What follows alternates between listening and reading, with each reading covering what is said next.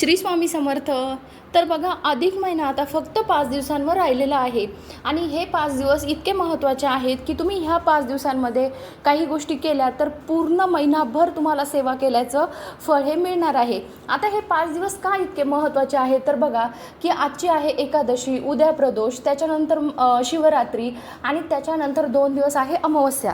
तर हे 5ही दिवस खूप जास्त महत्त्वाचे आहे.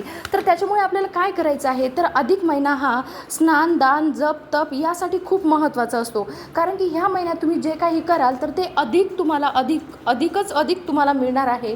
आणि बघा की आपल्याला काय करायचं आहे तर पवित्र ठिकाणी जाऊन आपल्याला स्नान करायचं आहे. त्याच्यानंतर ह्या महिन्यामध्ये दीपदानाला खूप जास्त महत्त्व आहे.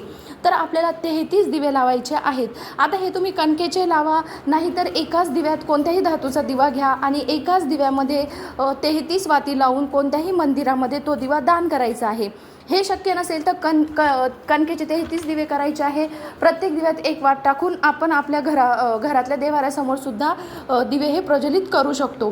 त्याच्यानंतर आपल्याला सूर्याला अर्घ्य द्यायचं आहे. खूप जास्त महत्त्वाचं आहे हे. पितरांसाठी आपल्याला सेवा आणि दान करायचं आहे. त्याच्यानंतर ह्या 5 दिवसांमध्ये आवर्जून आपल्याला तुळशीजवळ दिवा लावायचा आहे. तुळशीची पूजा ही आपल्याला करायची आहे. त्याच्यानंतर महादेवाची पूजा.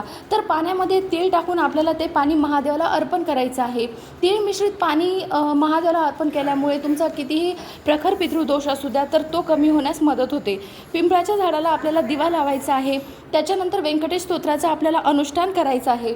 आणि आपल्या घरातले जे काही बाळगोपाळ आहेत तर त्यांचा पण आपल्याला 5 दिवस अभिषेक करायचा आहे.